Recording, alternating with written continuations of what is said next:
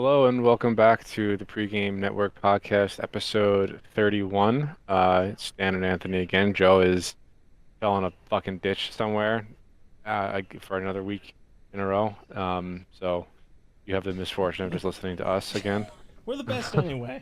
Joe's great, but we're the best. The very best. Yes. Uh, this week is kind of slow for I think you and I as far as like stuff that we are personally interested in. I mean, Yeah, there's a pretty couple much. small things like I said before, but um, the big thing that we're gonna end up talking about is the Game Awards. I'm pretty much blind on Yes. that subject. I know you are well Yes. read. A little Um, bit, yeah. so just to kick it off, I mean, my list of games that I have been playing are relatively short yet again. Um, uh, I dipped a toe back into Destiny again just to check out the new episode because they had like a new. I mean, they're called episodes, not seasons now. I think I went over this at least once with you before, but um, Yeah. I, they reprised a new an activity that was in Destiny 1 and Destiny 2 now.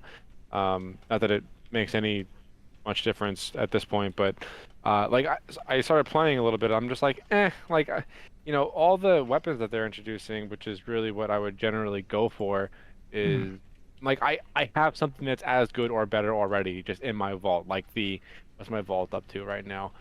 Out of the 576 weapons and or just various items in my vault, like I don't think they're gonna be able to release something that I'm really gonna want to chase if it's not like a super cool raid item.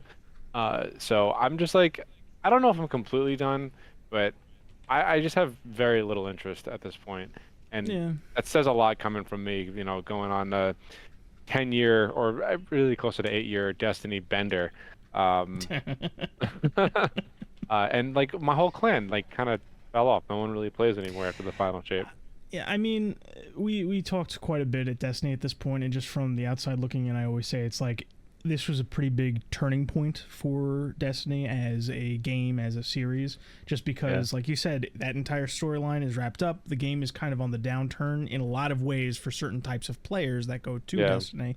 So it doesn't surprise me that like all of a sudden like you don't necessarily have that full clan to play with anymore because Mm, you probably ended up with a lot of those people that had similar mindsets to you in a lot of ways. yeah. So it they don't have that same, that hook There's like that's two or lacking for a three lot of those people players.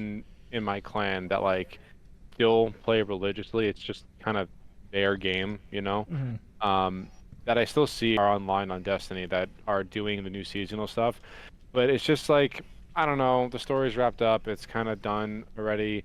Mm-hmm. I already said that I'm gonna jump back in once Frontiers comes out, which is supposed to be like their next saga. But we'll see if that is enough to drag me back in. Mm-hmm. I'm just enjoying my time with other games right now. Speaking of other Yeah. games, I've played some more Dark Tide, but that's Mm-hmm. also Mm-hmm. nothing new with me. And Black Ops 6 Zombies, man, just Yeah, we've something been about tearing it. into that. Yeah, We're going up I'm like really what, enjoying it. And the new five to game mode ten they came rounds at a out with, time. yeah, yeah, the new game mode that they came out with for multiplayer, Ransack, is Mm-hmm. I like it a lot. It's Okay. I don't know if you know anything about it, but like you have your vault, you have the enemy's vault, and then like a rotating vault in somewhere on the map, and you have to go Hmm. and you can either collect the gold from the the open vault, or like you can go and steal the enemies and then go bring it back to yours. And I don't know, it's I've been having fun with it. I'm not Okay. really like hardcore camo grinding the multiplayer stuff either, which is a first for me. Really doing most of it in zombies. Um, but as far as like what other games I've been playing, that's really it, man. Like I'm just kind of Okay. enjoying the off time of Destiny, I would say. Uh, Live it up and learn to love it because God help me if you end up going back. And the only reason I say God help me is because I know for damn sure, based on everything I've heard, Bungie is not gonna have some miraculous turnaround that you love it. If you end up going oh back and no, I playing don't Destiny think so either, consistently, for what it's it's worth. gonna I be mean, just like it's gonna be like you have a level of sunk cost that it will allow you to be more privy to like, I guess I'll go back and play. What's the worst thing that could happen? It's not going to be them wowing you or like earning your well, I patronage, don't so to speak. I don't even know what Frontiers is gonna have to really drag me back in. Like I don't as a as a player, I don't have like a concrete answer for that. Usually I Mm, would, but I just don't. Like I've yeah. played so much of that game already that I don't know what would drag me back in. But I guess I'll know it if I see it. Yes. Um, so that yeah, that's basically what I've been playing. Okay. I'm trying to rack my brain as far as like, oh, what the fuck am I even talking about? Jack 2 and Ratchet and Clank Going Well, Commando. yeah. I've That. been Yeah. digging into those. Yeah, but that There you go. counts. I've been No, digging into those yeah. more. Good. Uh, I'm glad you're oh still God, enjoying it this little is. retro kick. Yeah, it's so good. I love it. I I don't want to go on a whole rant like I did Of last week course. about this again, but You've done your I due miss the splurging way already. that they used to make games, truly. Yeah. Yeah. We had a whole conversation about that last week where, think it's going to turn around, but for the time being, it's like I actually had a buddy of mine. He said to me recently, he's just like, I miss gaming, and he's not necessarily like the kind of guy that kind of just had the kind of revelation, so to speak. Like, if there's like a scale, and it's like I'm on one side of the scale and you're on the other, as far as how tuned in we were, like, prior to, like, tuned into like retro stuff versus newer stuff, and kind of you just had this kind of great awakening. He's close to my side of the scale, where he's kind of always acknowledged that, and Great it's awakening. and it's funny. He's like, he's just we're sending back and forth. He was sending some like old title screens, and it's just like the music and nostalgia, and then the gameplay and how different how things were made differently for Yeah. different reasons. So no, I get that, and hopefully, Was that meme you sent when me recently? which You one? squeezed 800 megabytes onto a Oh 64 megabyte yeah. cartridge, and it was still like a banger. Yeah, it's so crazy to think about that. Like, that specific example. Not to go on a tangent here, but basically, like we talk about like all the things that are kind of a lost art form in the industry, and that example that I showed you, where they're talking about like what were the two games? Like, one was okay. It was Resident Evil 2 on the Nintendo 64 versus just the Call of Duty launcher, and the Call of Duty launcher is 300 gigabytes, just because they don't compress and all the games are mixed together and everything like that, right? And Resident Evil 2 was this massive PlayStation game, massive for the time, that developers had to like work their magic to port over to the Nintendo 64 with no content loss. So that's what that was all about. But yeah, that was what that was about, and it just completely different, night and day from back then and now. Yeah, and although there are a lot of great offerings, there's starting to be like a turnaround, or there's just more consistent offerings. There is that that gap between the old and the new. Yeah. Yeah. So what have you been up to this week, man? Well, so I played a bit more of Go Mecha Ball. My understanding is that there's a true ending to work for, so I'll probably get around to finishing it eventually. But otherwise, I'm winding down a bit with longer and older games. Unless something really gets me, I'm trying to focus on games I missed this year. Things that are shorter, or things I didn't have yet, or things that just weren't available on, easily available to me on the platforms I have. Outside of the mind-numbing stuff we do with like co-op games, or stuff me, Luke, and Harrison play for the Pregame Network plays, and the various fighting games that I do. So Dragon Age will have to wait for now. I gave it time. I'll give it more time next year, 2025. That being said, there is one exception to this new course that I'm on, and that is Half-Life 2. Oh, really? Yes. Anything to do with the recent 20-year anniversary? That is exactly it. So I talked to you a bit recently, where I'm just like, I was kind of disappointed, because at the time that we were talking, there was no like concrete plans of like an anniversary update or anything like that. It just kind of seemed like there was like a fan patch coming, and it was like, it was kind of disappointing. And then they dropped exactly the same kind of thing they dropped for Half-Life for its 25th anniversary. And so it was like a huge bug fix, HUD updates to work with newer graphics. They went in and they fine-tuned a lot of environment stuff that looked good on like the older standard, but didn't necessarily stretch out as well as our graphics increased over the years. And they threw on the website they threw up. They showed off some never before seen stuff, like the earliest surviving footage of development, and also some stuff from episode 3, which never came out. But what I was most interested in are the commentary tracks. You do you know about those? No, I have no idea. Okay. There was a chance you would have, because everybody had the orange box, and this was one of the cool things in the orange box in the packaging. So basically, after Half-Life 2, they did something called Half-Life Lost Coast. And that was basically just them experimenting in source with HDR technology when that was pretty new. And so they made this whole thing, and in there, it was really meant to be a demonstration, so they did commentary tracks where it's like you'd walk up to a node and you'd press the node, and a member of the team would talk about the area you're in or what you're looking at, or they would change the map to show you how the technology works. Oh, it's awesome. I used to love those. So after that, they did it for Half-Life Episode 1, Half-Life Episode 2, Left 4 Dead, Portal, and Half-Life 2, unfortunately, because this was afterwards, never had it. So they actually got some of the team back together, and they backported it into this new anniversary package for Half-Life 2, which now it's an all-in-one package. Like Half-Life 2, all the episodes, Lost Coast is all in one package now with all the updates and all that stuff, and now it has commentary. So I went back and I just did a quick playthrough of that. Game holds up. It's still a pretty fun game. There's still a lot of things that it's...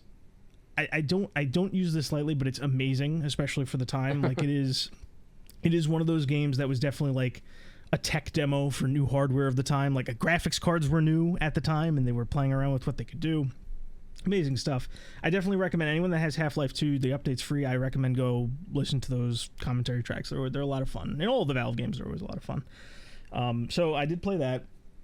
Other than that, like I said, smaller games throughout the year. So I played a game called Fruit Bus, which is like this game where you drive around a small island, cooking stuff and harvesting stuff. Fruit Bus? Bus. I knew you were going to say something. And you're not the first person. When I tell other people, I could try a game called Fruit Bus, every single person makes a comment like that. It's a stupid name. But it makes sense, because you're driving this bus that is the fruit bus, and you're making all these dishes with fruit and shit. Whatever. The music's nice. I'm enjoying it. We'll see what happens if I finish it. I played a goal. I think I might have talked about this other one, Mirage Feathers, which is kind of like almost like a not a shmup, but it's like, you know how Star Fox is, where it's like you're constantly like an on the rails type of thing. An on the rails shooter. It's like that. Yeah. That's been kind of fun, but it's there's not a lot going in that. I played Metal Slug Tactics, which was pretty cool. Yeah, that hit Game Pass recently. Are this all Game Pass games? Yeah, most of these are Game Pass games.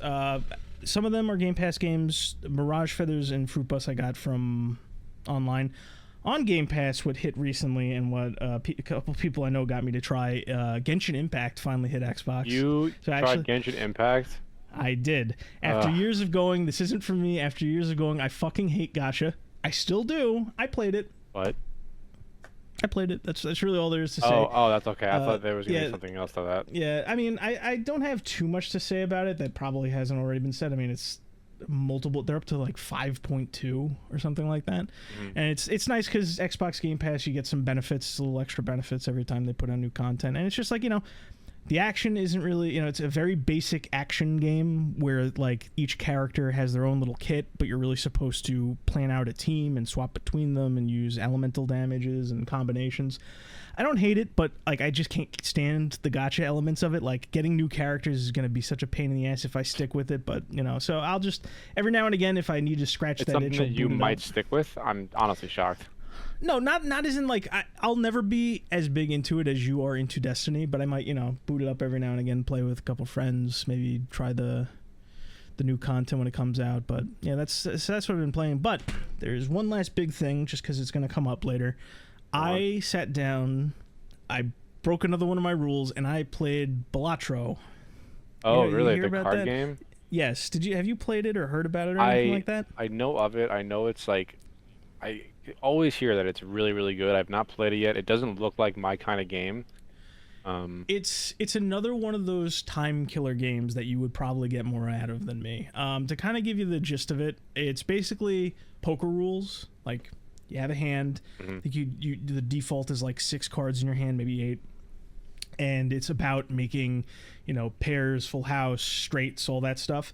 And each hand you can play has a value of chips and a value and a multiplier value. And the whole point is to, get enough points per ante to stay in. And they do it in sets of 3, small, big, and then a boss round at the end of it, roguelike stuff. And along the way, like all those rules kind of like immediately fall away because like you level up the different hands so they do more. You pick up modifiers that change, the cards in your hands. You modify the cards themselves to have bonuses. You get tarot cards which change effects on each individual card. You start with a standard deck and standard rules, and you immediately start branching off to modify them in a way that works for you against varying penalties. I would say give it a shot if you wanted something it's easy to get into. It's a good time killer. And it's pretty fun. Like, if I'm getting something out of it, me, I hate roguelikes. I hate roguelites. Anyone who's amenable to that will probably enjoy it much more than I do, and I'm enjoying it well enough. Some The only people have called it, roguelite like, the perfect I ever roguelike. the only roguelike I ever really got into was Hades, which I enjoyed everything about it. I almost beat it actually. I got up to Hades, and like that boss fight was fucking bullshit. Like they threw everything at like the screen is completely oversaturated with attacks from Hades, and like I I guess maybe the reason why I'm so tilted about it is because I got within like a fucking cunt of actually beating him, and like something caught me, and it was just the end of the fight, and it just pissed me off. Yeah, I can imagine. So like Hades 2 has been in early access for what, like 6 months now or something like that? Is it in early access? I thought it was out proper. No, it's in early access. Wasn't it nominated for awards last year? Hades 2? Am I imagining this? I think so. This? I'm gonna look it up. But Hades 2 is $30, and yep, it's in early access. Oh, wow. Yeah. I thought it was out. No, apparently, like everyone that I've seen that has played it has said that it seems like it's a 1.0 release, but no, it's definitely still in early access. So I have been meaning to jump into it. I just don't want to spend the $30 to do that right now. That's fair. Fair. I'll probably do it eventually, but yeah, Hades 1 was the only roguelike that I have ever really got into. Witchfire is really fun, but like there's too many things shrouded in mystery. I really don't want to put the time in to figure out like what unlocks what. And I mean, maybe you can consider Deep Rock Galactic Survivor a roguelike based on the progression system, but that I kind of file that more into the auto shooter category, like Vampire Survivors. Okay. But yeah, I don't really know where I was going with this. That was the only roguelike that I've ever liked. I think you were getting tired of me implying that you loved roguelikes. Yeah, I think that's probably accurate. No, but I meant to say, like, I think of, like, obviously games like Hades, but I also think of, like, I think we talked about it once where I consider auto shooters kind of like a branch off of roguelites and roguelikes. And you've played, like, at least 3 of them. You played, like, the Deep Rock one, you played Vampire Survivors, I think, and there was one other I think you played. I mean, Witchfire was definitely another one. Hades is another one. I mean, I enjoy them, but, like, I think they get stale for me way too quickly. You played Returnal, didn't you? Yes, I did play Returnal. Okay, that's another one that counts. That was another one that got stale for me really fast as well. I think the gameplay is great, but like, if I die one too many times, I just don't want to be playing the same intro level over and over and over again. Yeah, the one thing I will say about the 2 that I've kind of been playing recently that I enjoyed enough to like recommend to you, Go Mecha Ball and Balatro, is that compared to the offerings of the past that have kind of put me off, there's a lot more like almost like pre-building stuff where it's like with Go Mecha Ball, over time you're unlocking more abilities and stuff to randomly get as you go, and with Balatro you're unlocking more modifiers to pick up as you play, but also more decks to enter the game in when you start at first. So there's enough like starting ground and things to work towards in those games where it doesn't feel as nasty as like a roguelike or roguelite normally do, for me anyway. So yeah. So, anyway, so how many how many small-ish stuff do you want to get to? I only have like 2, I think. Lead with what you've got, and then I'll do what I got, and then we'll tackle the Game Awards, and then. Well, okay, so I mean, the first small thing that I wanted to kind of touch upon is Stalker 2 came out, yes. I think this week, and apparently, like, it's good, but it's just broken.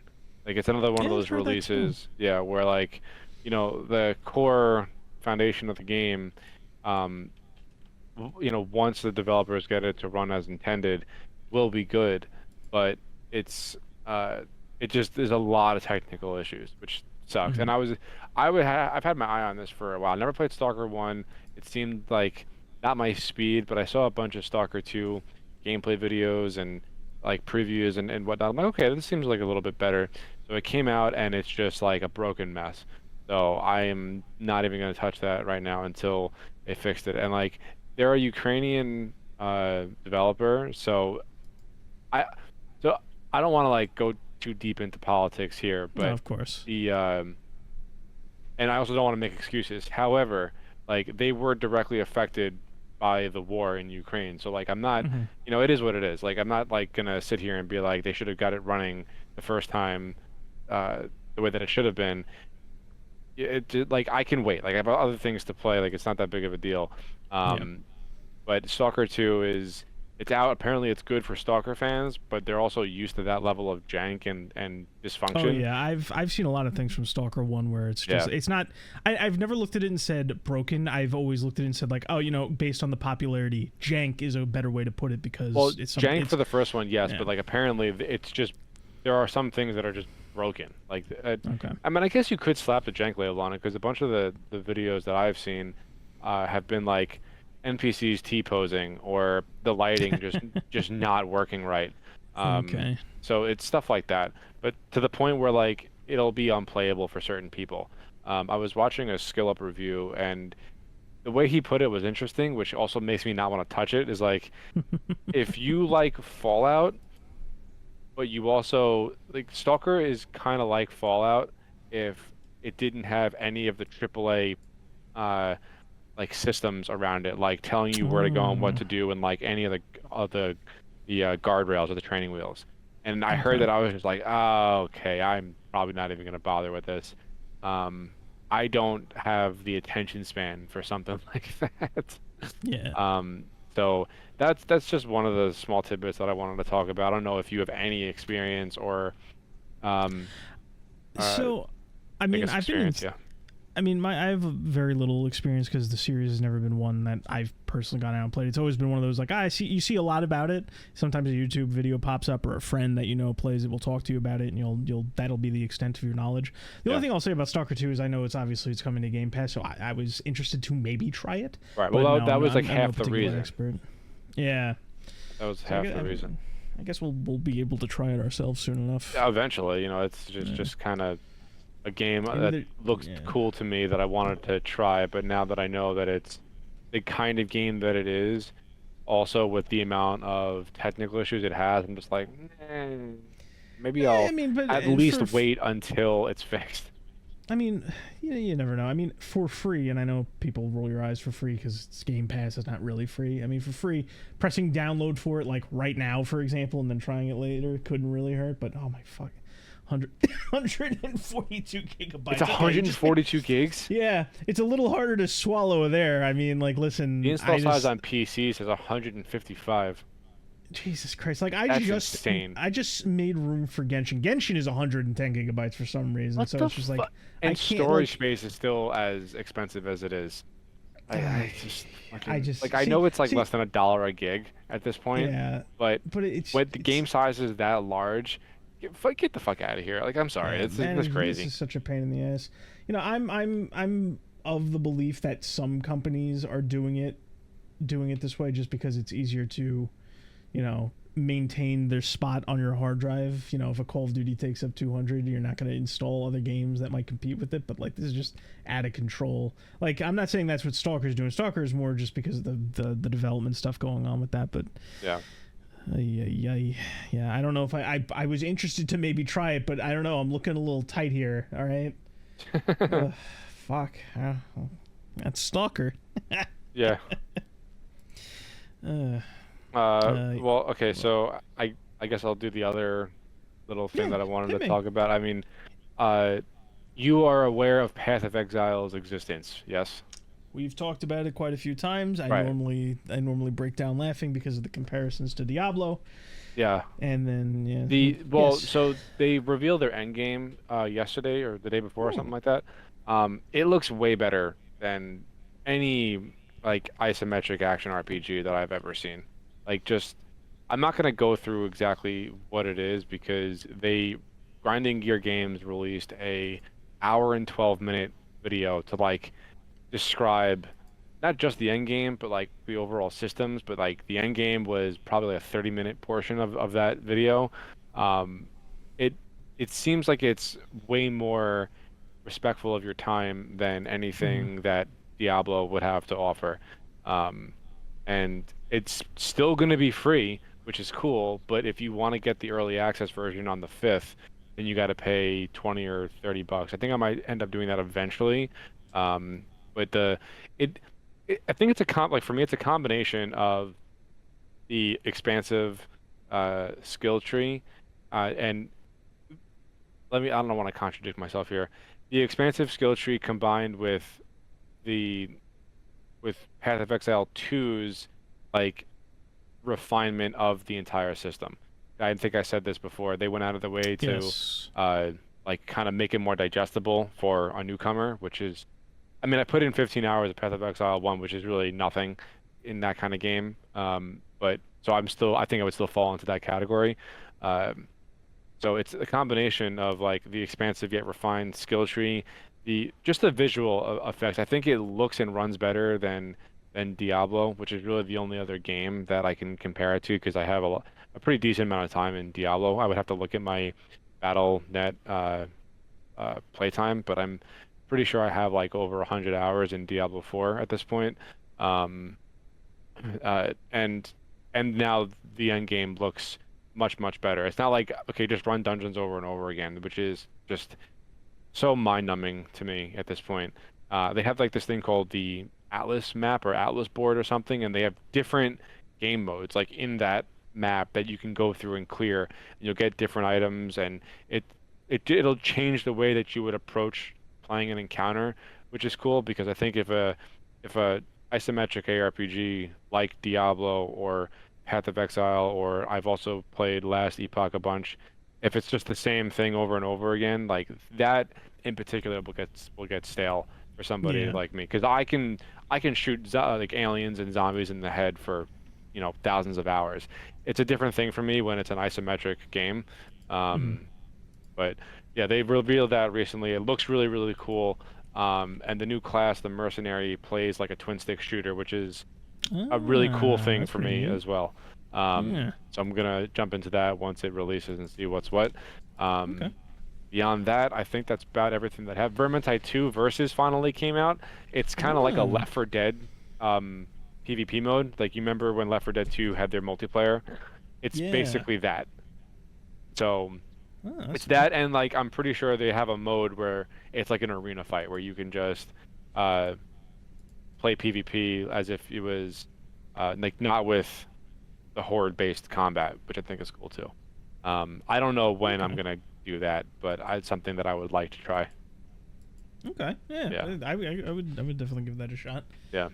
Be a lot of So fun. that's about the only small things that I have to talk about. Okay. Before we get into the Game Wars, there's something I wanted to talk about. Have you ever at all heard, be it in like the last week or ever before, have you ever heard of the Kadokawa Corporation? It rings a tiny bell, but I don't really know Okay. what it is. Okay, so I'm just gonna give you a little crash course because it does pertain to games, but they're a pretty big they're a pretty big deal. They are a Japanese conglomerate group that Okay. has its hands in magazines, light novels, manga, anime, films, and games. They also do smaller stuff like real estate and shit like that. They're a pretty big company, and basically, Sony is apparently positioning itself to buy them. To kind of give you an idea, before I get to the game stuff, like they have their hands in a shit ton of just like popular anime, manga, light novels and stuff like RE0, Konosuba, Made in Abyss, Oshinoko, Sword Art Online, Your Name, all these different fucking things you may or may not have even heard of, but it's like any big name in anime or film or manga, they have either published, distributed, owned the distribution rights. They're massive. They have some of my favorites like the Melancholy of Haruhi Suzumiya, The Girl Who Left Through Time, a ton of just old classics, big names now, they have their hands in it. I would say in anime and manga, they are near or at maybe even over 15% of that entire market. And in light novels, they're closer to probably half, with smaller control in the film industry and real estate. Now, in gaming, they have two rather big companies, or like up and coming as far as quality. But one is bigger just from the fact that they get rented out to do a lot of games, and the other one is bigger because of quality and their overall strength in the industry. The first one is Spike Chunsoft, which handles a lot of the Dragon Ball Z arena fighters. They just put out Dragon Ball Sparking Zero. They have their hands in companies that have assisted Square Enix with a lot of games, so like Octopath Traveler. But the biggest one, and the one everybody's talking about, is FromSoft. Okay. They are a majority holder. I think they own 70% of the company. Of FromSoft, wow. Yeah, of FromSoft. And they've been largely independent. Now, I think it's a bigger deal for everything else I mentioned with the anime and the manga and all that shit, just because Sony already owns like Funimation and Crunchyroll and all these other distributors, so they're trying to get like a fucking monopoly in that space.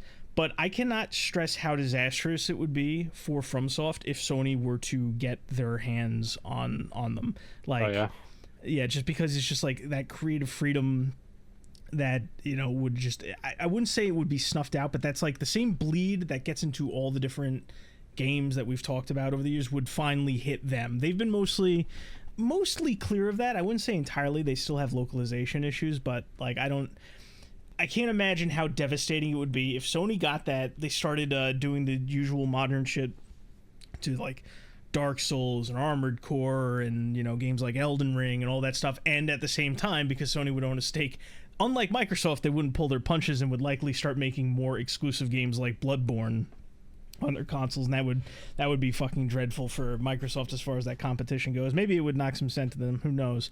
But I guess we'll see what happens with that. I just thought that was a pretty big thing that everybody's talking about. I found out more. It's actually interesting that they might have approached Sony to buy them out to avoid some kind of hostile takeover or something, because apparently, like we were talking about a couple weeks ago, where like different Japanese developers just kind of find themselves, you know, in different scandals. The last member of the founding family, who was acting as the chairman, he got indicted for bribery. So now, like, the founding family of that company is officially no longer has roots there, and like, so they're kind of like in the wind and they're vulnerable. I just think overall, I think that creative expression in that particular sector of all those industries would do much worse under Sony, who is basically a California company now. So, but I think I don't know, man. Like, I think if whoever ends up buying them, if they do end up selling or getting taken over, it could send ripples through all the different mediums because of just how much control they have over the different mediums over there. So it's definitely something. There's not a lot to talk about it now, but in the future, when they do get bought out, I think it's gonna send shockwaves through Japan as far as those properties are concerned. Honestly, it's amazing, it's a lot bigger level of corruption that's been going on with these companies. Yeah, it's crazy, and it's just like, you know, they fuck around, and it's just like, oh, you know, they find out. They fuck around and they find out, and then like this company that's been around for decades that has been buying stuff off is just all of a sudden up for grabs, possibly willingly from the inside because they're trying to avoid takeovers. So I guess we'll see where that goes, you know? Yeah. But anyway, enough of this boring shit that you know, only Game I care Awards. About. Game Awards. Who doesn't like the fucking Game Awards? A lot of people. So I've been kind of. I mean, obviously, every year regardless of whether we watch it or we you know, check in after the fact, it's always something that we glance at and we kind of like, you know, turn our noses up at just because it's kind of a sham. At this point, it is. It used to be cool. Yeah, it's had its ups and downs over the years, but so basically, this whole thing kicked off before Monday, I want to say, right? Because they had announced the jurors. There's gonna be two parts to this. The first thing is gonna be the jurors, and then we'll talk about the different categories. Yeah. So I have the website up in front of me with the nominees. Yes, and everything. you're gonna need that. Okay. So I decided to take a peek and see how bad it really was, because the jurors got announced, and people were kind of, you know, less than enthused about some of the choices that they made in there. Like there were some names just from when I was looking at them. There were some names that were kind of like you look at it and you kind of go, maybe they have a good take, and then every time you had that kind of reaction, if you kept reading, you'd be hit with one that just has no credibility anymore whatsoever, and another one that just shouldn't be there. So like if I'm looking through the jurors, I go like, all right. I go, that's gamer ranks. It's like, maybe. And then you see IGN, it's like, well, they're not complete psychopaths, but nobody really takes them seriously anymore. And then I go like, oh shit, Giant Bomb, didn't they just close down? Why are they on here? And then I go, kind of funny, isn't that the guy that was ranting about DEI at some point? Like, what the fuck is he doing here? And then I keep scrolling, it's like Pride.com, Rolling Stone, The Guardian. Why are these people anywhere here in this list? So it's just like, all right, well, the jurors are kind of scuffed already. We got National Public Radio, we got the LA Times, we got where was that? There was one from the UK that was really bad. I think it was Metro. Anyway, I digress. So the jurors were shit. It's they have a ton of people from all across the globe, and I'm just like, I don't even know why you have that many hands in there in the first place. You know, there's a shit ton. I guess to a degree it makes sense, but I just don't see how having multiple worldwide publications, most of which either have been shit for a long time and a bunch that aren't even gaming focused, works out for the best. But whatever, maybe at this point they should just hire Wikipedia to be one of the jurors. You know, that it's the same level of fucking credibility at this point. So let's see. So that happened, and they immediately took the page down because people were freaking the fuck out and just going, no, this is bad. Why did you do this? And then, you know, they took it down briefly, and then they put it back up when they started doing the nominations. So the nominations. First things first. You have the page up in front of you with all the different different categories. Okay. First things first. Let's get this out of the way. Best esports team, esports athlete, content creator, games for impact, accessibility. Cut all that shit. Yeah. I'd argue. Honestly, I'd argue even get rid of performance, because there's very rarely a year where there's a notable performance. But I think that category should definitely still be there. But as of late, you know, best performance in a game has been very lackluster. It just doesn't carry as much weight as it used to. Yeah. Another thing is, I don't think there should be best adaptation, because none of the adaptations are particularly good or noteworthy. There's best or loyal. adaptation. It's on the right over there. I see it. What? Oh, these are included, and these are all fucking. This doesn't need to be here. Yeah, like, I'll just say right now, with best adaptation, Arcane's probably going to win. None of them are particularly good. I actually really am. I'm very into Arcane. I like that show a lot. I fucking hate. Wait, what? No, I just said I don't care much for it, but go ahead. What were you gonna say? I hate the game. I can't stand League of Legends. But I really enjoy the show. I think it's fun. It's cool. Well, if it's any consolation, unless the guys at the Fallout show have a shit ton of money, Arcane's probably going to win that one. There's also a couple categories where it's just like, if the industry were doing better, I'd be like, maybe, maybe we could do that. Like, I don't think there should be a best sim and strategy game, because there's not a whole lot of those. You're struggling to lump them all together at this point. All the nominations in sim and strategy are probably like the only notable ones that came out. Like, yeah, Bannerlords was made by like one guy or something like that. Oh, that's true. All right, Age of Mythology is what? This category can get a pass from me. This isn't a bad lineup. I know you mentioned Age of Mythology. We played that. I love the original. The remaster is kind of fun. You mentioned Frostpunk 2. I actually really liked Frostpunk 2 is such a departure from the original. Like, I don't know. Like, it's very hard for me to make up my mind on it. Anyway, continue. That's fine. Kunimi, I actually really liked Kunitsugami Path of the Goddess. Little slip there. I was thinking of a Tekken character for a second there. But I really enjoyed it. It deserves to win something at the awards. You already talked about Manor Lords. Unicorn Overlord is a game I was actually very, very interested in, but there's two hurdles, and they're kind of intertwined. Number one, the localization is fucking dog shit, and I don't want to be anywhere near a localization like that. And number two, there's no PC port, and last I checked, there's no plans for a PC port, which means I can't, like, either one, get it for free, where like I can look myself in the eye the next day by playing a game with shit localization, or mod new script into it so I can actually play it proper. So looking at this is actually a fine lineup. Yeah, I'm okay with this. Well, I'll give it a pass. All right. I'm not even going to look at sports and racing because it's going to be all the EA sports games. Yeah, and it's all the 2K same thing. is going to be. Yeah, there's no point. I think there was a wrestling game. Maybe the wrestling game was fine this year. Yeah. Best family is basically just the give Nintendo an award. Like this. It's always like 2 or 3 Nintendo games, and then like maybe 1 indie title, and then like just some Astrobot other is supposed title. to be like amazing. Yeah, but it, like here's the they always say best family, like I don't consider a family game like hand your kid the controller and then put the kid in your lap. Like that's not a family. Like it's got to be interactive. Like looking at this, like Mario Party, I'll consider that a family game. That's fine. Yeah. But it's like Legend Echoes of Wisdom, Legend of Zelda. I don't really think that. Princess Peach is, I'm not knocking these games. I just don't think they're family titles. Maybe the Plucky Squire is because I've never fucking heard of it before. Maybe there's multiplayer in that and it makes sense. But I don't know. This category needs a rework. All right. What else? What else we got here? So let me get my personal one out of the way. Right. Best fighting.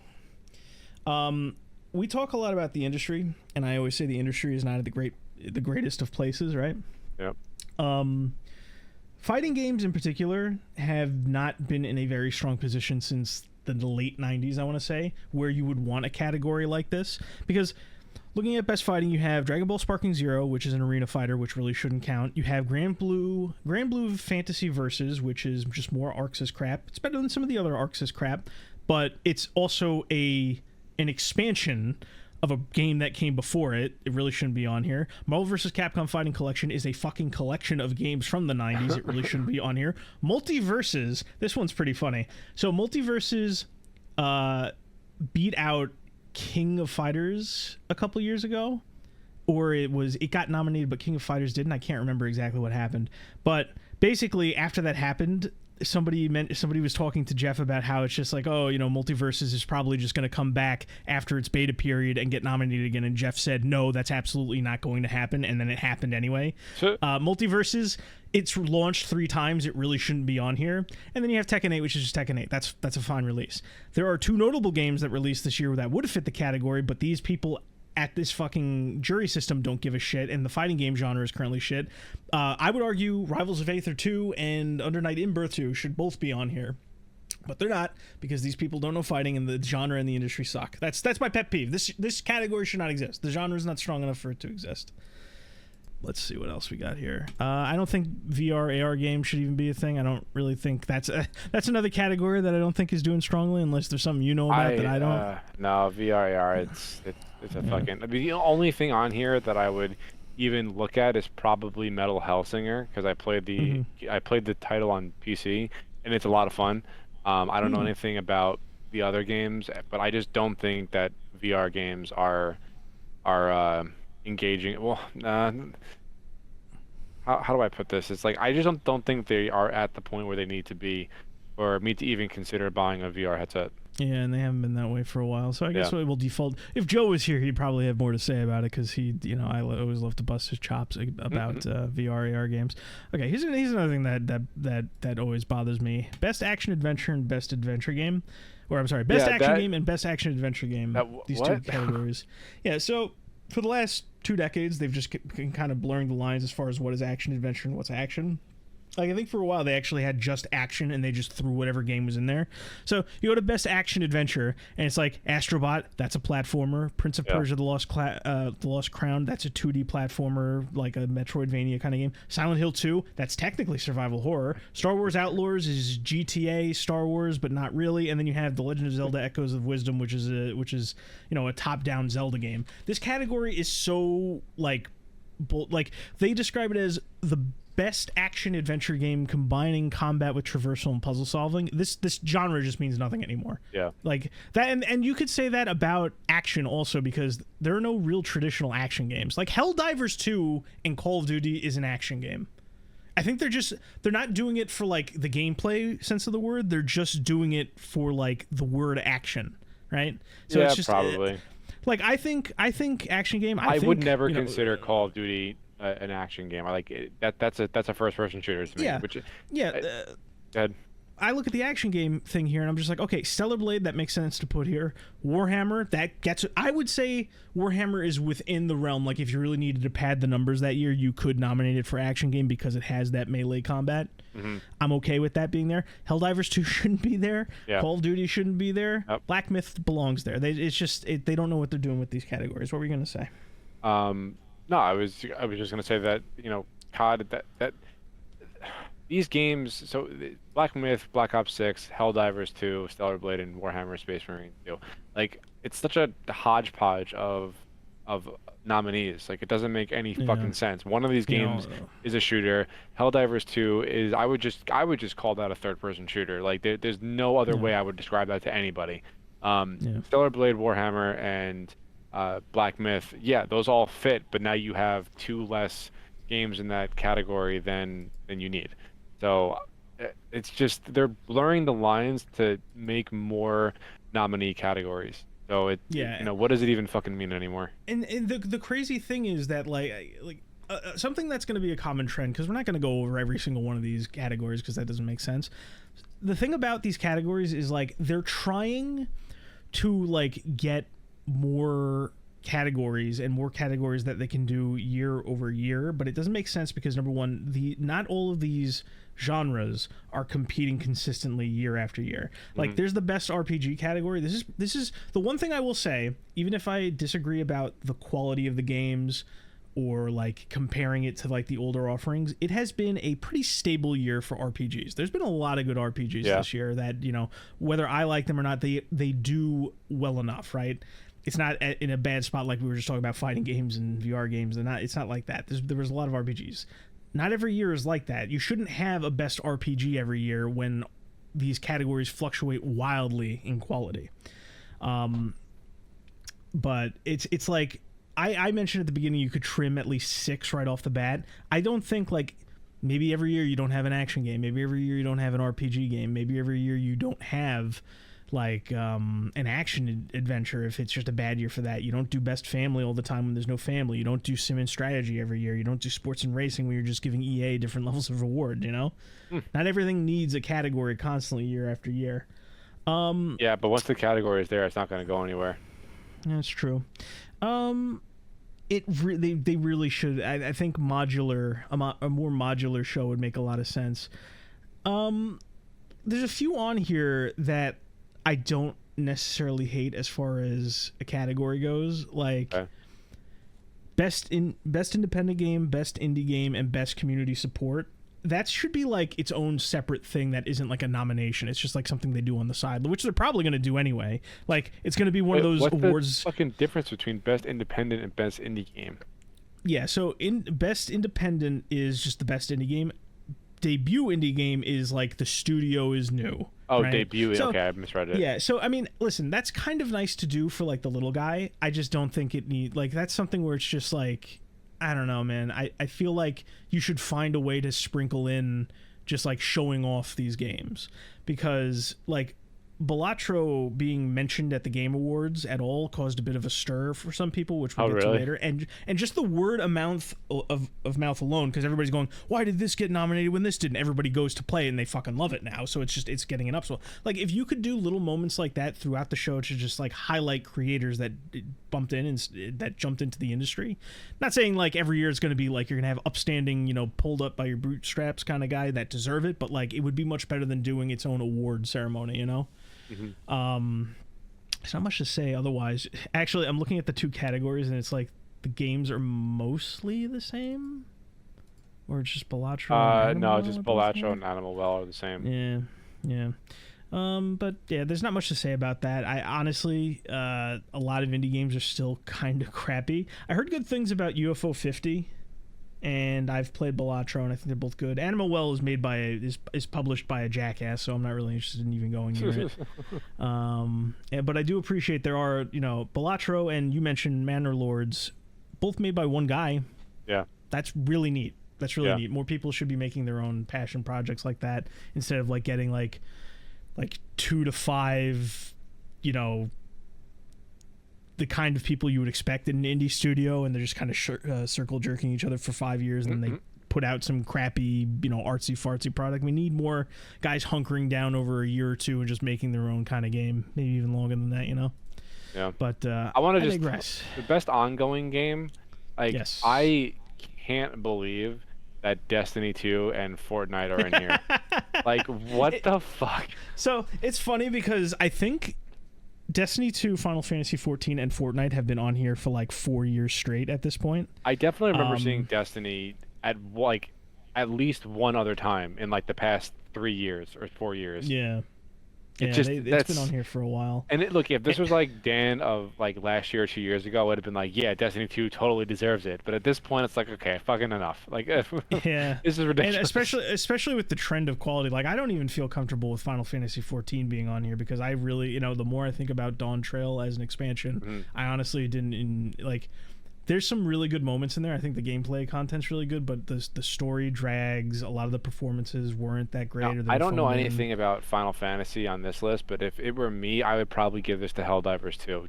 I've been following their development a lot with how like they basically nerfed everything into the ground. Then they were like, you know what? No, we're gonna buff literally everything, and then they finally took the community's feedback and were like, okay, here's all the things that you basically asked for. Just have fun, because it's not like the AI was going to get any less difficult, Yeah. So if it were me, I would give it to Helldivers 2. Diablo, just based on the fact that it's Blizzard, I'm just like, no, just instant bad taste. It's padding. It's by the numbers. And Destiny 2 is just you won this award once. I think it should basically be double jeopardy. You shouldn't be able to win it again, which is actually something else I don't want to talk about the Game of the Year nomination, but we'll get to that later. Yeah. We'll definitely talk. I know exactly what you want to talk about. But anyway, I'd also probably give it to Helldivers 2. I mean, based on everything that you and Joe tell me every time we talk about the game, it is kind of rocky a little bit, but I mean, it's better than giving any of the other 4 options the award. So if you had to have this award, I would probably give it to Helldivers 2 also. Yeah. Oh, here's another thing. Community support. That shouldn't even be a category. You can knock that off right now. Game fandoms suck, and we shouldn't encourage them. Although I will say I probably would vote No Man's Sky on this one. I remember when they released that game, I was still at Best Buy, and it was just like it came out in this fucking abysmal state, like worse than almost any game launch I ever remember. Like, this is the one that stands out to me. And even now, almost 10 years later, it's like, I can't believe they're still giving this game the level of expansions that they are. It's just bonkers to me. But okay. Just a little note here, in these other categories, because I mentioned they shouldn't even be here, but I do just want to talk about this briefly. Games for Impact, right? I thought for fucking sure that Veilguard was going to be on there. Just because the only thing you hear about is all of the fucking... Is there one more nomination on this category? Yes, there is. What they have? Why? I have no fucking idea. Maybe it was just that packed. We're small-minded bigots, so we don't really fuck with the Games for Impact all that much.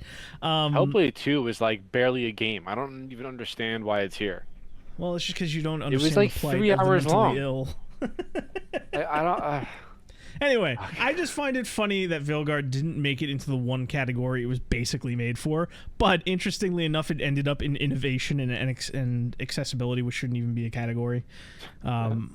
So that's all. I just wanted to point out it's funny that it got accessibility. How the fuck are any of these here?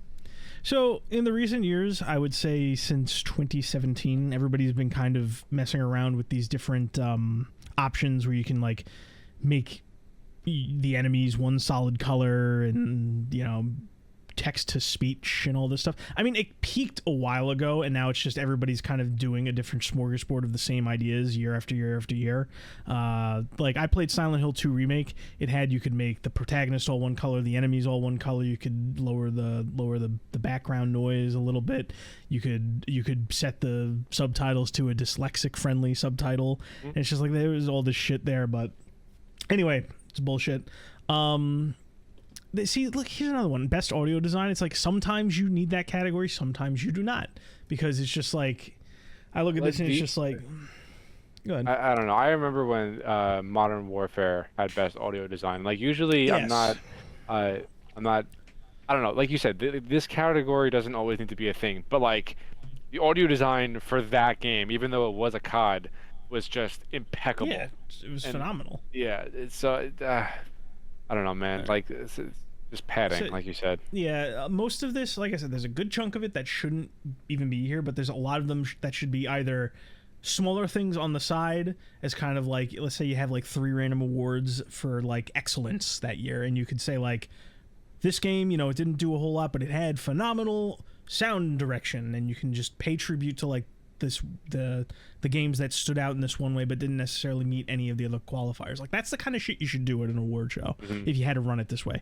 Cut like half of these, make 3 like universal awards that you can just give out on a whim, and Yeah, then but then the Jeff show will would give be the an wins. hour shorter than it needs to be. Very, very true. Very true. Silly me. So I guess we'll just get to like the last big ones. Like I don't think we need to really talk about art direction because I really don't think any game's really doing anything What's even amazing in with art direction? Astrobot. Oh, I I'm don't not get. even surprised that these are here. See, like I look at these, the only one that really makes sense is Metaphor, because Metaphor is kind of like stylistic, and I guess that other game that on the right that I've never heard of before. But it's like, Eva. yeah, here's the thing: Elden Ring, which we'll get to in a second, Black Myth, and Astrobot are all just like different flavors of like Unreal styled Photorealistic, graphics. yeah. Exactly. It's just like, oh, Astrobot, sure, it's cutesy and quirky, but it's still in that system. Everything has that weird shine to it. Everything has that weird building block quality of like an Unreal default shit. Like it's just nothing here wowed except for maybe Metaphor. So like if you really had it, like clear this category and just say like, on the main stage, like, and this year's excellence award is going to Metaphor for best art direction. Like that's the kind of shit. Like have just 3 jack of all trades kind of awards that you can just give out when things like art direction suck, right? I think you should have the prerequisite of by 8 months into the year, you should know whether or not these categories make sense to have, right? So it's just, but anyway, I don't want to ramble too much. Best narrative. Final Fantasy, Like a Dragon, Metaphor, Senua, Hellblade 2, and Silent Hill 2. So I haven't I'm looking played at any this. of these. Okay, I'm going to tell you right now, Final Fantasy and Silent Hill shouldn't be on here because they're both remakes of existing games. Okay. They just don't belong on here. That's my only comment Going on into that. the whole double Jeopardy thing again. Yeah, I think remakes should be judged very differently. I mean, this is a rare year where we have a shit ton of remakes this year. Enough where I can understand why they're showing up in these lists, but it's just like you can't really. I don't know. There's a lot to be said about the kind of loss between like the older versions and the new versions and stuff, but that's a whole other story. Metaphor is kind of like, honestly, everything I've heard about it, it's kind of like the least interesting story that Atlas has ever written, which is fucking surprising. Hellblade is just like another one of those, this person has mental illness, let's talk to you about it for 3 hours. And Like a Dragon Infinite Wealth, I can't, I don't want to go on a whole fucking rant here. Like a Dragon is the Yakuza series, and after 7, it kind of went off the deep end as far as the story is concerned. So it's like none of these choices are good. Metaphor's probably going to win it. That or actually, you know what? Realistically, Metaphor should take it of these poor choices, but Silent Hill is in the running for like that kind of like pity award just because you're a big studio and a big name. And you gotta walk out with an award. And Hellblade has the whole mental illness angle, so that might be one. All right, let's see. Game direction. Yeah, best game direction. We got Astrobot, Balatro, Black Myth, Elden Ring, Shadow of the Erdtree, Final Fantasy, and Metaphor. Okay. Also, one more game than every other category. I don't mind that as much. I actually think the Game of the Year selection should be like 15 games to vote between. But anyway. Elden Ring shouldn't be there. It's an expansion. Let's Final talk about Fantasy this for a second. Let's talk about this for a second. I don't think that like. So, what year did Elden Ring come out? That was what, last 22? year, 2 years ago. I think it it was might have been 2 years ago. 22. Hold on, we need to find this out. Because I feel like that's really important for this discussion. It won awards that year too. So yeah, no, it won Game of the Year. yes, I'm like 99% sure it won Game of the Year. This came out in February of 2022, so it's 2 years old. I think that it's fucking ridiculous that a DLC or an expansion is going to get a nomination for Game of the Year again. Now you can make the argument that like, oh, it's big enough and it's grand enough that it stands on its own 2 legs and blah blah blah. But like, you can't even access this content unless you get to a certain point in the story in the game. Mm-hmm. So Yes. one, that's barrier number one. Well, no, barrier Yes. number one would be owning the fucking base game. Barrier number two would Mm-hmm. be progressing far enough so that you can actually play the content that is just added on to the base game. I think it's borderline disingenuous. I don't like this idea at all that you're going to Okay. give a DLC a Game of the Year nomination. I think Yeah. that's I I I think it's borderline disingenuous. It's crazy to me. It's crazy. I don't Yeah. think it should be there. Yes. So Elden Ring Shadow of the Erd Tree. My whole thing is like right before they announced the nominations, they kind of snuck in a rule where they basically said like, oh, we can also put DLC expansions into consideration. Like they kind of snuck that in at the last minute. And I said, what are they going to do? Are they just going to give Elden Ring more awards? And they did. And That's it's funny exactly what because happened. I thought they would also like kind of put a buffer zone. Like I thought they'd maybe like give Cyberpunk a gimme. Like, oh, we can't make it look like we just wanted to run Elden Ring again. Like let's put Cyberpunk in audio design or something like that. Like I thought they were just going to cover their tracks, and then they just fucking did it. They wrote that rule in to give Elden Ring like 3 nominations again 2 years later after the fact. And here's the thing. I think that in a healthy industry that's constantly doing cool expansions and DLC and stuff, you should have categories for expansions. Like, you have those 2 worthless ones for fucking ongoing game. Make something happen with just DLC as a whole, right? You could do that. Expansion Like, why of not the have year, whatever. Exactly. Why not have a DLC category where it's like Elden Ring, Shadow of the Erd Tree, Destiny, Final Shape, Final Fantasy 14, Dawn Trail, and then you'd have like the Tekken 8 season pass, whatever the fuck you want to do, right? Just put it like make its own category. Like you could do so much with an award show where you could have the categories all nice and neat and modular for year after year, but the industry sucks and this show sucks. But anyway, so looking at best game direction. Metaphor is really just Persona, which is really just Shin Megami Tensei. And before people tear my head off, it's not exactly like that, but there's a lot of things that are very similar. They do kind of more of like a job system thing, but it's still based around like this system that they've been using for like decades now. And there's nothing wrong with that. If it works, if it ain't broke, don't fix it. And you could do things and you can play around with it. And they played around with it enough where it's different enough from Persona, but not enough to say like they reinvented the wheel of it, right? It shouldn't really be here. Final Fantasy VII Rebirth is, it's the sequel to Remake. I don't hate how the remake games in Final Fantasy VII play. I think they actually do a decent job of riding that line between action RPG while paying enough service to like the turn-based style, because like when you go to use an ability, it like does this slow-mo, almost like the action wheel in Mass Effect. And Okay. I think that pays enough service, but it's like it's nothing new, right? You have Elden Ring, Shadow of the Erd Tree, which is literally just a game that existed already. These 3 remaining ones, Black Myth, Balatro, and Astrobot, I think they deserve to be here because Black Myth is kind of like a more action-oriented Also a ARPG completely original game like that. Yeah, like it. There's a dime a dozen Souls-like games out there. My understanding is Black Myth does enough to be flashy and quicker and stand apart, right? It's apparently like I a think- big boss rush type of game. Yeah. I do think the 2 most deserving are probably Astrobot and Balatro. Astrobot for just being a new Sony platformer. Sure. It rips off other games like Super Mario Sunshine and some other games in the catalog, but the whole point is like these games aren't really around anymore, so I'm willing to give credit where credit's due. And Balatro, as I mentioned before, it's a roguelite, whatever you want to call it, that managed to get me to play it. And some people that enjoy these kinds of games have called it like the perfect roguelike, where there's like enough different methods of replayability and goals to work for, and also like for people who like to just play it infinitely, there's enough of that there. So it's like, I don't know, those 2 deserve to be here in game direction, right? Yep. That's fine by me. Before we hit Best game direction and best game narrative Yeah. are the same. Okay, that's not just me, right? That just seems kind of odd. Yeah, it's The same one is nominations. it's like you have narrative, right? And then I don't know. It's weird because game direction should really be about like the core gameplay and what it did, right? But it's almost like a blend between I don't know. It it's hard to really judge just because of how stale the industry has kind of gotten. Once again, it's part of the reason these categories suck is because the industry's not doing so well. So it's kind of hard to differentiate because we don't have games to say like, oh, it makes sense if you point to this game or all that stuff. But yeah, that's that's that. Game of the year then. So same choices: Astrobot, Balatro, Black Myth, Shadow of the Erdtree, Final Fantasy, and Metaphor.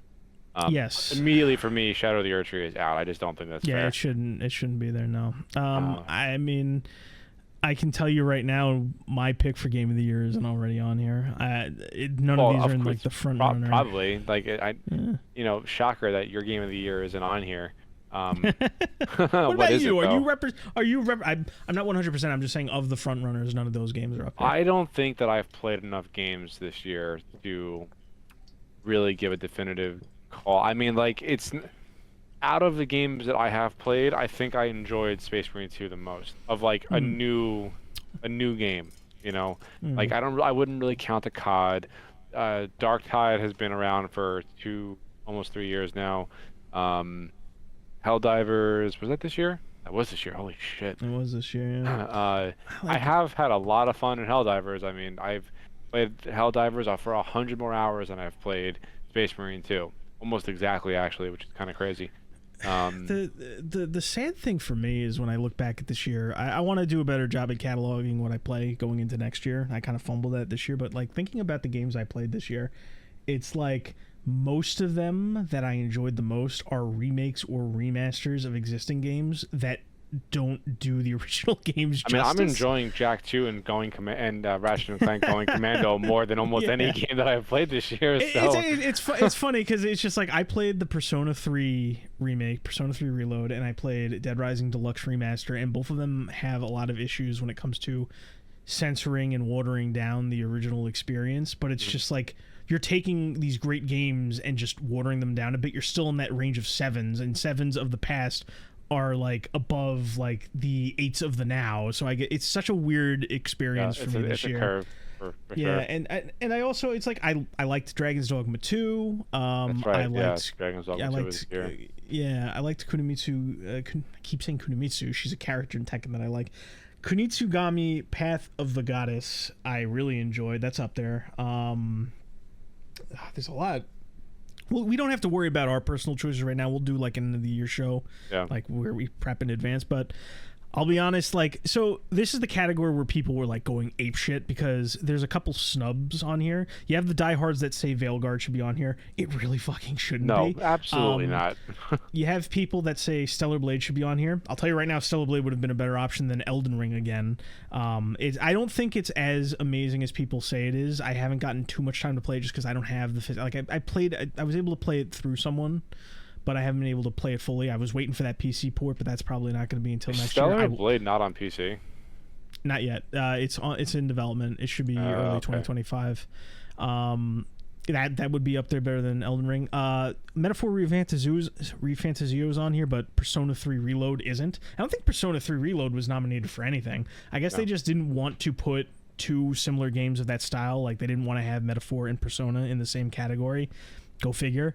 I would have if they had like I'm looking at this like I keep staring at Elden Ring like you shouldn't be there like any of these other games. Fuck, put Fruit Plus in there instead of Elden Ring. But, hell, Dan played Jack 2 this year. Put it in the spot. It's better. It deserves to be there better than fucking Elden Ring. And I'm not even shitting on Elden Ring. It's just we talked a lot tonight about all the different categories. Now they're kind of batshit, but it's just like we're like even DLC in these spots is just a step too fucking far. I'll take anything else. Just put if you put Elden Ring Vanilla here, I would probably respect that decision more than Elden Ring Shadow of the Erdtree.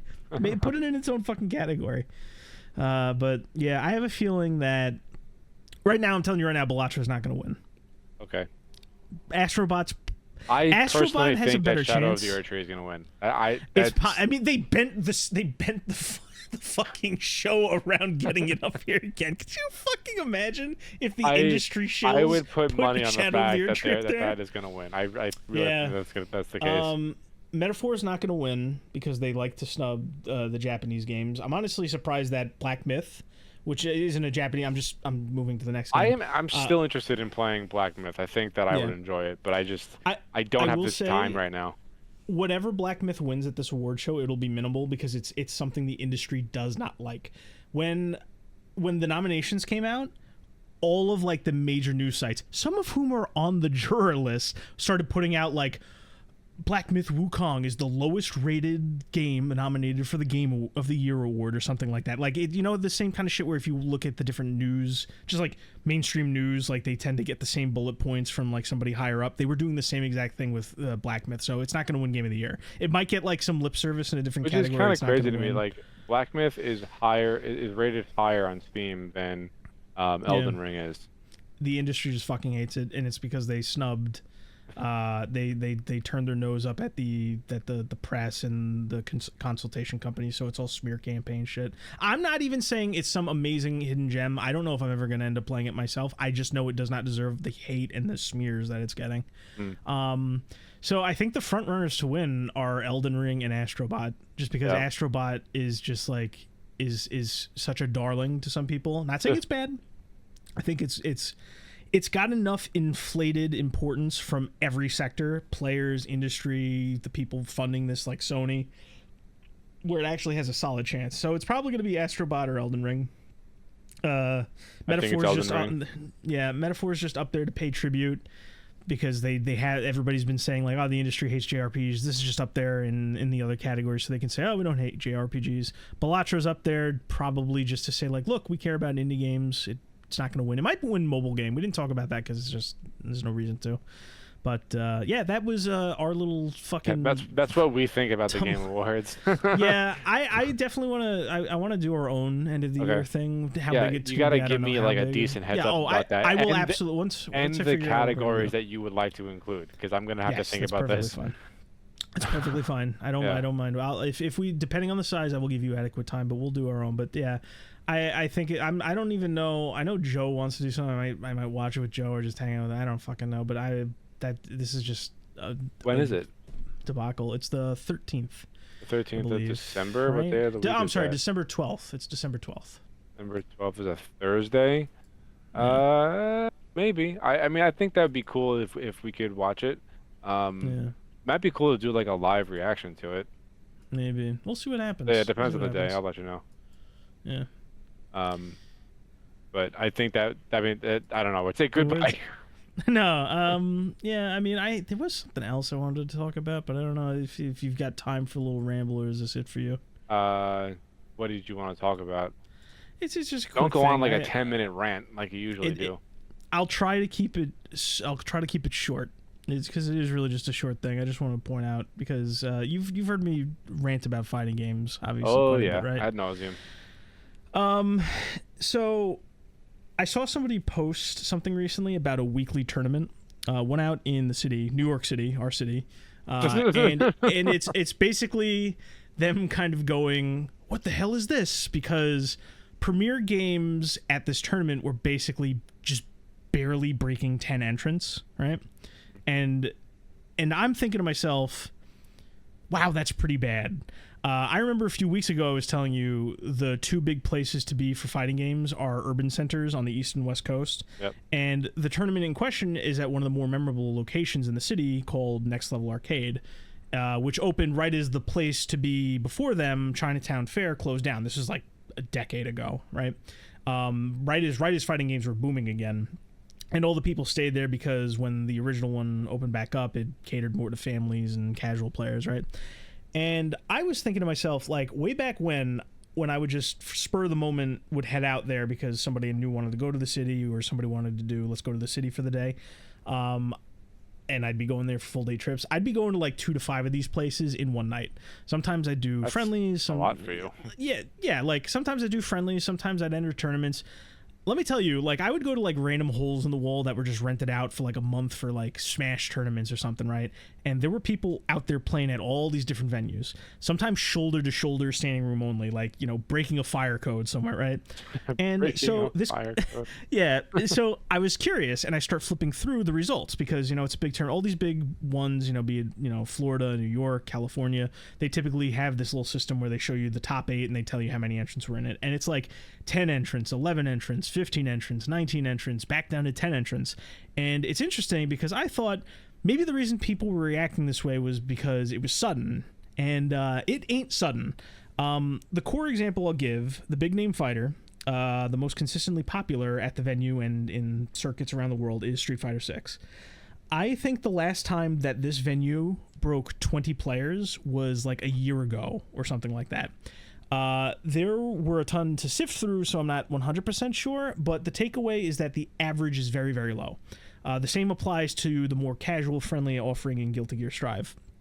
And you had this one guy going, man, it really breaks my heart to read those numbers. And he points out that a fairly well-known player shows up there on a weekly basis, and that should be a draw for these players.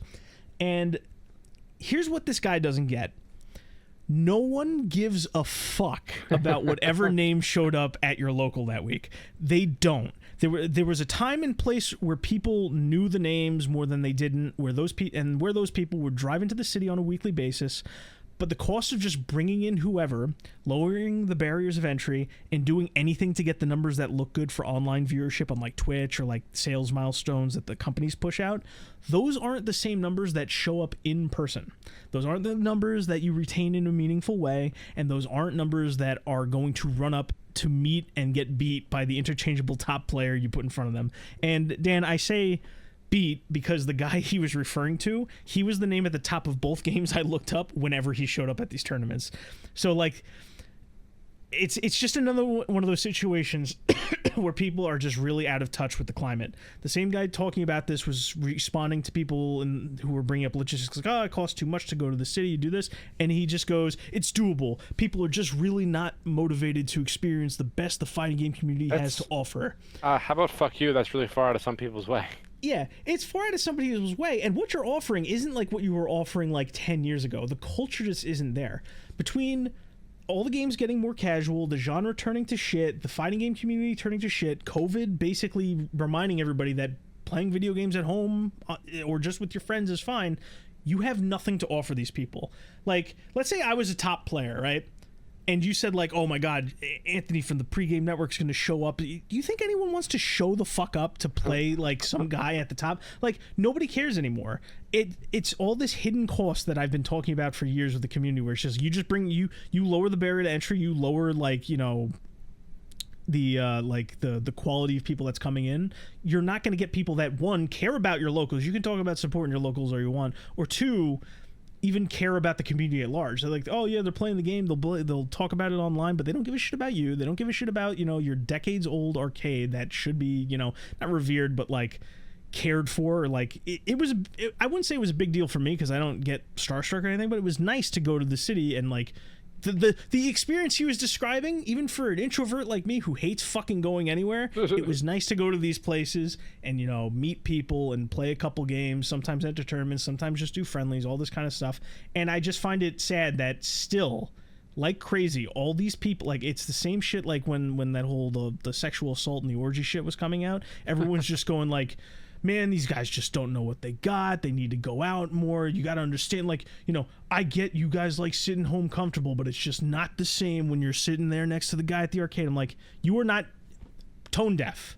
Tone deaf. You're not going to bring people in by just saying like, oh, it's better, trust me, when it really isn't, between the quality of people you've been bringing in, all the sexual assault shit, all the deviancy, and the fact that like it's just basically at this point, it's just all the top players at the top are just climbing up as high as they can get and basically saying, come on, keep coming into the community. But it's just another one of those things with the fighting game community where I just don't think it's going to hold up, or it's not going to last. Like, listen, the FGC is shit now. There was a time where it had almost like an immune system where it would like maintain itself, but you guys drowned it over the course of 10 years because you wanted like a bigger piece of the action. You wanted more money. You wanted more clout. You wanted all this shit. Nobody gives a shit anymore.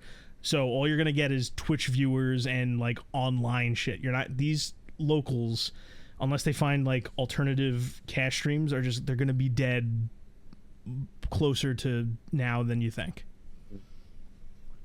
Well, That's all. okay. Another episode bookended by one of Anthony's rants. I had to get it in because I got fired up about this because it's I cannot tell you enough, Dan, how much it stresses me when a legitimate issue is like finally it's like put in front of them and they kind of go like, whoa, this is bad, and they just have the absolute worst takeaway to apply to it. It's so ridiculous. Yeah. Well, cool. Yeah. That was episode 31, everybody. Getting close to the end of the year. Make sure you go out and play whatever you need to. Not just you, but whoever's listening. Like, go out. Yeah. There was a lot of ton stuff. There's a ton of fun stuff out there that I'm just going back and digging through the back catalogs now. I'm going to be playing a lot. I'm just happy I finally future. got into emulation. Listen, that's a big thing. Like, That's a big one. Listen. For me, this year was very much me trying to keep up with newer releases. Right. I'm just glad that you're playing something other than Destiny. You know what? Me too, buddy. Me too. Good stuff. All right. Well, thanks for listening, everybody. Same time next week, I guess, right? Yeah, of course. All right. Cool. Well, that's it. Bye. Get out.